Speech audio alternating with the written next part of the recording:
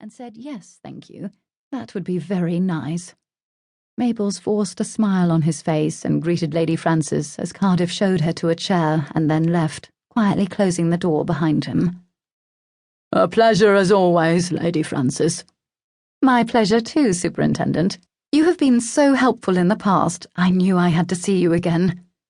She remembered the first time she had argued her way into his office. The streets around the mission where they set up their soup kitchen were so dangerous, some people were afraid to come. Couldn't additional officers be deployed? A few weeks later, emboldened, Frances had returned. While organising a peaceful political meeting in the park, she and her friends had been heckled and jeered. Couldn't the superintendent read them the riot act?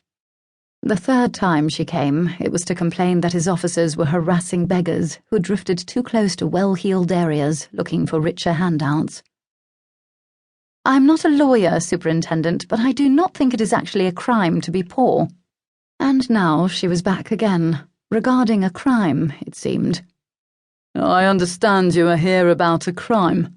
I hope your ladyship has not been a victim. Not at all, but thank you for your concern. She smiled. I am here about a family friend, Major Colcombe, who died in an accident about 2 months back. It seems an important manuscript of his was stolen from his house shortly after his death. So that's what this was. And next he'd be asked to help find the Duchess of Something's lost lapdog.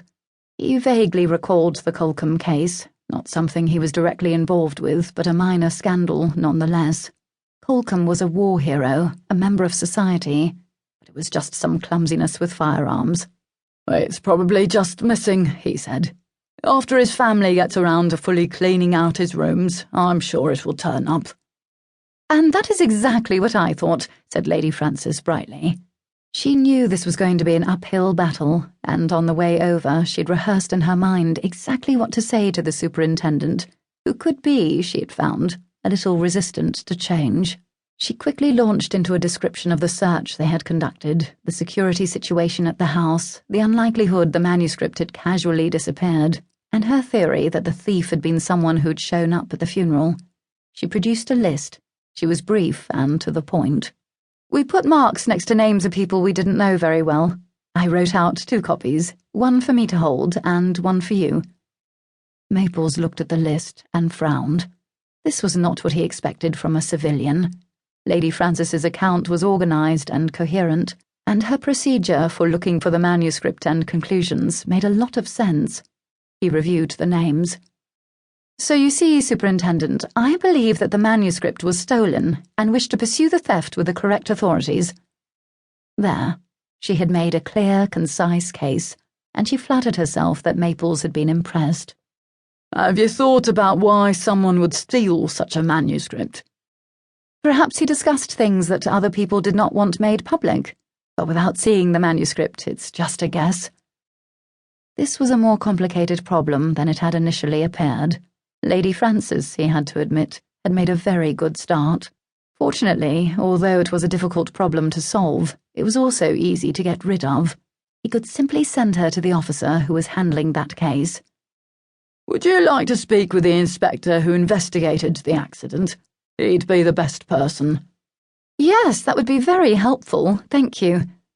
Frances felt very pleased with herself. She could see that Maples, in the course of their professional relationship, was beginning to respect her. As they had discussed in their suffragist meetings, many men would learn to respect women once they saw they could act reasonably, as opposed to the way so many men falsely assumed, merely emotional creatures, slaves of their whims. Maples rang for Sergeant Cardiff and then told him to call the relevant station and find the inspector who had handled the Colcombe accident. When he left, Maples leaned back, feeling generous and expansive. No reason not to be complimentary and build some good feeling, especially as she deserved it. Your account and handling of the problem was very good, Lady Frances. Clean and organised. Then he overdid it to his regret. I wish all my men were so well organised. Really? How kind of you to say. I had wondered if perhaps there might be a place for women in the Metropolitan Police Service. What an exciting concept. Imagine that. Women police constables. Can I make a formal proposal to open the police force to women?